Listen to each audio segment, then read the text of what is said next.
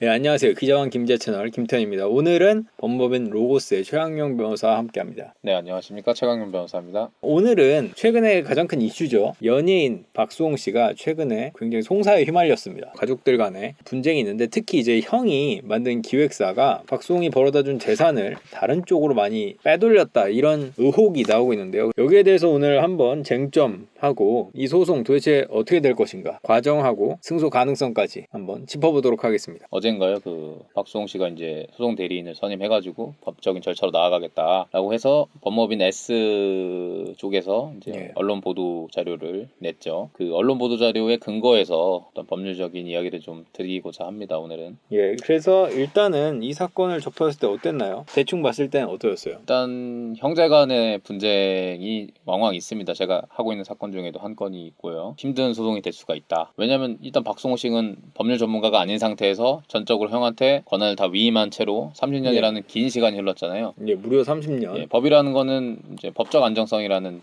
법의 세 가지 이념 중에 하나가 있기 때문에 예. 어떤 현상이 계속해서 유지가 됐을 때 그거를 다시 뒤집기 위해서는 박수홍 씨가 이제 전적으로 소송에서 입증 책임을 져야 되는 거거든요. 예. 근데 가지고 있는 무기는 하나도 없는 상황이죠, 지금. 기획사 이런 게 다 그 형이 네.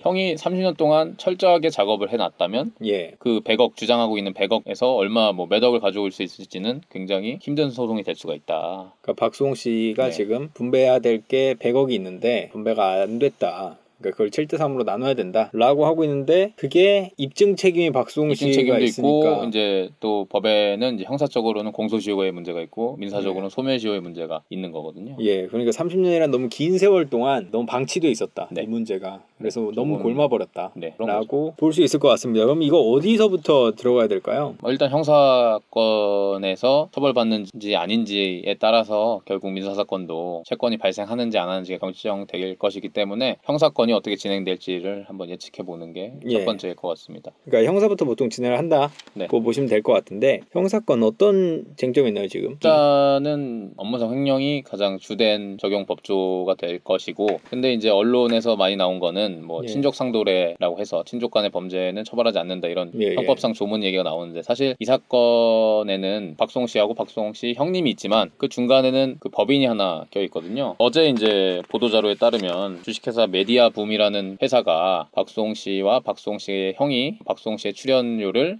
7대3 내지 그 이전은 8대2로 나누기 위해서 만들어진 법인이거든요. 근데 그 법인이 중간에 껴있기 때문에 권리 의무 관계가 그 법인을 중심으로 다시 한번 살펴봐야 됩니다. 그래서 이 형사건도 결국은 박수홍 씨의 친형분이 법인의 재산을 횡령한 것이냐 아니냐가 예. 결국 문제가 될 것이고 그러면 이 사건의 피해자는 박수홍 씨가 아니라 주식회사 메디아붐이라는 그 회사가 되는 거죠. 결국 이제 피해자만이 이제 형사소송법상 고소를 할 수 있는 거고 피해자가 아닌 사람은 고소가 아닌 고발을 할 수 있는 거거든요. 근데 박수홍 씨는 피해자가 아니라고 제가 말씀드렸잖아요. 주식회사 메디아붐이라는 법인이 껴있기 때문에 그래서 친족 상도례가 적용될 일은 없는 거죠. 왜냐하면 피해자가 회사기 때문에. 보도자료에 따르면 박수홍 씨는 이 주식회사 메디아붐에 단 한 주도 안 갖고 있다 그래요. 주주 내역을 살펴보니까 대표이사는 박수홍 씨의 친형이고 실제 주식을 가진 사람들도 친형의 가족들이다 이렇게 예. 언론 보도자료가 나왔고 박수홍 씨는 단 한 주도 가지고 있지 않다 이렇게 나왔어요. 그럼 결국 주주가 아닌 사람 입장에서는 이 회사의 이름으로 박수홍 씨의 친형을 고소할 수는 없는 거죠.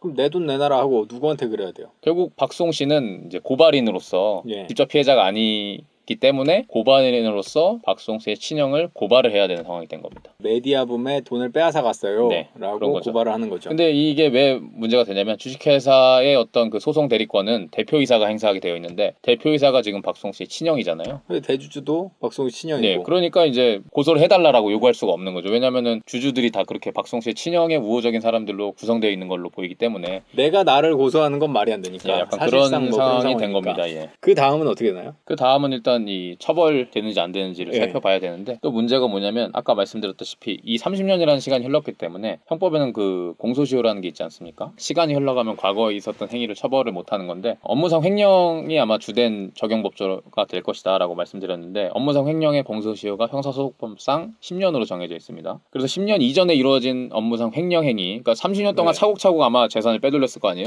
예. 박수홍 씨의 형님이 이제 박수홍 씨의 주장에 따르면 예. 그러면은 이제 그 10년 이전에 있었던 업무상 횡령 형은 처벌을 못하게 됩니다. 원칙적으로. 다행히 형법에는 이제 포괄일죄라는 개념이 있는데, 포괄일죄라는 거는 여러 건의 이제 업무상 횡령행위가 있는데 이걸 하나로 볼 수 있다라는 어떤 형법상 개념이에요. 왜냐면은 같은 어떤 고의를 가지고 수차례 같은 행위를 반복해 온 네. 거니까 네. 이걸 하나의 행위로 볼 수 있다라는 개념인데, 이게 포괄일죄로 인정이 되면 마지막 업무상 횡령행위가 종료됐을 때 이때부터 공소시효가 진행되거든요. 그러니까 30년 전에 일어났던 업무상 횡령행위도 마지막 신형이 했던 업무상 횡령의 마지막 행위가 종료됐을 때 동시에 이제 공소시효가 진행되게 되는 거죠. 박수홍 씨에겐 참 다행이죠. 예, 그래서 일단 형법적으로는 포괄일죄가 인정되면 30년 전에 있었던 업무상 횡령죄도 처벌 가능하다. 근데 이제 민사적으로 가게 되면 또 나중에 말씀드리겠지만 소멸시효의 문제는 좀 다르기 때문에 10년이라는 소멸시효가 지나가 버린 어떤 채권에 대해서는 행사하는 게 불가능할 수가 있게 되는 거죠. 일단은 형법적으로는 업무상 횡령죄가 인정될 가능성이 높은데, 업무상 횡령이라는 거는 이제 박수홍 씨의 출연금을 통해서 일단 주식회사 메디아붐의 재산이 형성이 됐는데, 그 재산을 어떤 법인의 운영과 상관없이 박수홍 씨의 친형이 자신의 계좌로 이체하거나 이런 행위들이 업무상 횡령으로 인정될 수가 있는 거죠.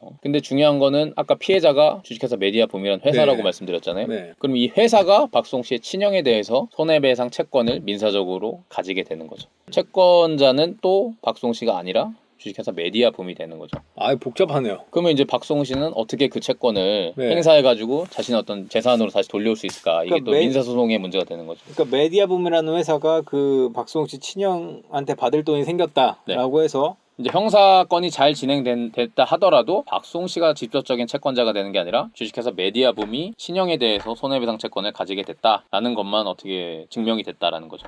그 민사소송에서는 한 단계 더 나아가서 이 채권을 어떻게 행사할 수 있느냐가 쟁점이 되는 겁니다. 그럼 민사소송으로 넘어가시죠. 일단은 박수홍 씨는 돈을 받아야 됩니다, 무조건. 네. 근데 돈을 지금 받기가 상당히 어렵네요, 뭔가. 좀 복잡한 절차가 추가가 된 거죠. 앞서 형사건에서 말씀드렸다시피 형사사건이 잘 진행이 돼서 박수홍 씨의 친형이 처벌을 받게 되더라도 피해자가 회사기 때문에 회사가 박수홍 씨의 친형에 대해서 손해배상 채권을 갖게 됐다. 여기까지 진행이 되는 거고, 이제 민사적으로 봤을 때는 박수홍 씨는 우선 회사에 대해서 정산받지 못한 출연료를 다시 청구를 해야 되는 겁니다. 네. 어떤 매니지먼트 계약이 있었겠죠. 박수홍 씨는 일단 친형과 8대2, 최근에는 7대3으로 자신의 출연료를 나눠 갖기로 한 어떤 계약이 있다라고 주장을 하고 있는데, 제가 봤을 땐 실제로 박수홍 씨가 이 주식회사 메디아붐이라는 엔터테인먼트 회사와 어떤 매니지먼트 계약을 체결했는지에 따라서 실제 어느 정도 채권을 청구할 수 있을지가 달라질 거거든요. 근데 친형의 입장에서는 굉장히 박수홍 씨한테는 불리하고 회사에겐 유리한 어떤 계약을 체결했을 것으로 저는 예상이 됩니다. 그래서 지금 박수홍 씨가 주장하고 있는 7대3이라는 것도 실제 그 계약서를 한번 보면 다를 수 있다는 거죠. 까보기 전엔 모른다. 그게 너무 불공정하다고 한다면 박수홍 씨는 그 매니지먼트 계약이 불공정해서 무효다라고 주장하면서 내가 지급했던 출연료를 부당이득으로 반환 청구할 수 있게 되는 건데, 그 불공정까지 가지 않아서 매니지먼트 계약이 유효하다고 한다면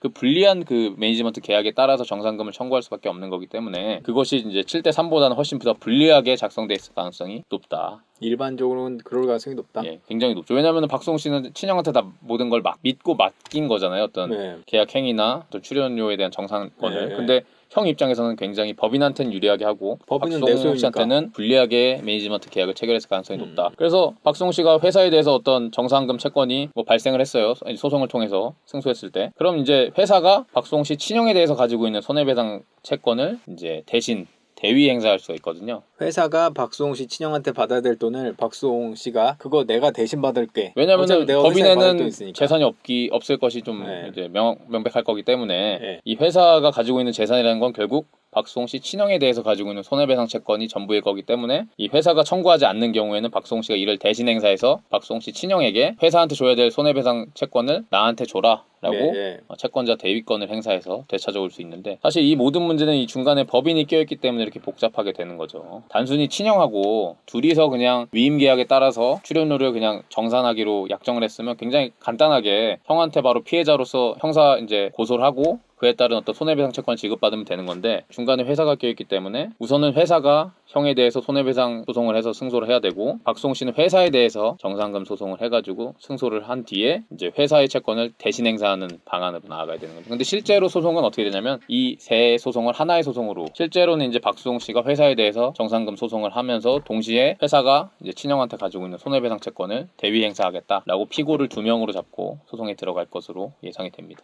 이게 이제 민사소송이 어떻게 진행될지 지금 근데 문제는 이제 소멸시효의 문제가 있죠. 소멸시효. 이제 박수홍 씨는 100억을 주장하고 있는데 나눠야 될 그 출연료가 총 100억이다. 예. 라고 주장하고 계신데 이 100억이라는 출연료는 30년 동안 형성된 거잖아요. 그러면 정산 의무는 매년 발생했단 말이에요. 근데 이제 박수홍 씨는 회사에 대해서 청구할 수 있는 어떤 채권은 10년 안에 발생한 채권만 회사에 대해서 청구할 수 있게 되는 거죠. 민사상 소멸시효는 10년이기 때문에 10년 안에 발생한 어떤 정상금 채권에 대해서만 행사를 할 수 있게 되고 그 이전에 발생했던 11년 전에 발생한 채권에 대해서는 이제 소멸시효 때문에 이제 청구할 수가 없게 되는 거죠. 형법에는 포괄일자라고 해서 어떤 공소시효를 극복해낼 수 있는 방법이 있는데 민법은 불법행위가 있는 날로부터 10년 내에 청구를 해야 되는데 회사 입장에서는 그 10년 이전의 어떤 채권에 대해서는 박수홍 씨의 친형에게 청구를 할 수 없게 되는 거고 박수홍 씨도 회사가 청구하지 못하는 건 박수홍 씨도 청구하지 못하기 때문에 그 이전의 어떤 손해배상에 대해서는 돌려받지 못할 가능성이 크다. 너무 늦게 알아버린 거네요. 예, 그렇습니다. 그래서 민사 사건이 어떻게 진행될지 그리고 그 과정을 한번 살펴봤는데요. 예측해 보면 33억은 그러니까 이게 지금 33억은 그냥 러프하게 잡은 거예요. 예. 그- 여기서 근데 이제 33억이 이제 러프하게 잡아서 나눠야 될 어떤 배추다. 출연료라고 봤을 때 또 이제 법인 운용 비용은 제외를 해야겠죠. 그리고 또 매니지먼트에 실제 사용된 뭐 임금이라든지 아니면 차량 운영비라든지 이런 걸 다 제하면은 어느 정도 금액이 남을 거고 그 금액에 대해서 박수홍 씨가 애초에 친형하고 맺은 또 약정이 있잖아요. 7대3으로 이걸 나누겠다. 근데 이것도 굉장히 불리하게 작성됐을 가능성이 굉장히 높고 예, 그래서 비용 같은 걸 다 떼고 30억이 남았다고 해도 7대3이라는 정산 비율에 따르면 한 20억 정도만 청구가 가능할 것으로 예상이 된다. 이것도 굉장히 낙관적으로 잡은 거고 약간 낙관적으로 잡은 거고요. 예, 상당히 이보다 낮을 가능성이 높다. 그러니까 30년 동안 쌓아놨던 100억 중에서 아주 낙관적으로 잡았을 때 20억 정도. 근데 그것도 이제 판결문상 20억을 받을 수 있다라는 권리가 생기는 거지. 박수홍 씨의 친형이 재산이 이제 다 해외로 빼돌렸다고 한다면 집행이 안 되는 거니까 실제로 돌려받을 수 있는 금액은 매우 적을 수 있는 거죠. 그러니까 이 모든 게 다 너무 늦게 알았기 때문에 나온 얘기네요. 네, 이제 30년 동안 이제 계획적으로 이제 친형이 그런 마음을 먹었다고 한다면 굉장히 계획적으로 주변 전문가들의 도움을 받아서 예를 들면 지금 가장 크게 의심받고 있는 사람은 이제 친형과 같이 일했던 세무사가 예. 어떤 그 친형의 이런 업무상 횡령 행위를 좀 돕지 않았느냐. 예, 최소한 방조하지 않았냐. 예, 어떤 그 전문가의 도움을 받았기 때문에 굉장히 불리하게 소송이 진행될 거고 소송에서 이기더라도 집행할 재산이 없을 수 있다라는 문제가 있습니다. 그렇다면 일단은 뭐 형사소송에서 이 업무상 횡령이 인정될 가능성은 어느 정도 보시나요? 업무상 횡령은 결국에는 금액의 문제지 인정 여부는 뭐 100%인데 어느 정도 금액까지 인정되느냐가 문제가 될 뿐이죠. 구독, 좋아요, 알림 설정까지 부탁드립니다. 20만 가자!